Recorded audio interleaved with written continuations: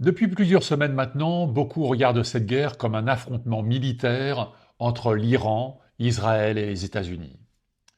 C'est une erreur car le vrai sujet est désormais le détroit d'Ormuz. Pourquoi? Parce que lorsqu'un détroit comme celui-là se grippe, la guerre ne reste plus au Moyen-Orient. Elle entre dans l'économie mondiale, elle rentre dans les stations-service, elle entre dans les factures et dans les chaînes logistiques. Nous ne parlons pas d'un passage secondaire, hein. Nous parlons d'un verrou stratégique par lequel transite une part considérable du pétrole et du gaz mondial.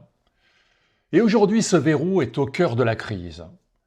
Autrement dit, la question n'est plus seulement de savoir qui frappe qui. La vraie question devient celle-ci.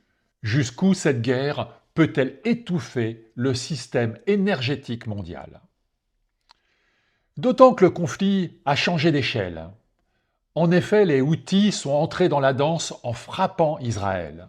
Le FMI alerte déjà sur les effets possibles pour la croissance et l'inflation pour les pays les plus fragiles. Cette guerre n'est plus seulement une guerre de missiles, elle devient une guerre d'étranglement. Et quand une guerre commence à toucher l'énergie, elle finit rarement par rester régionale.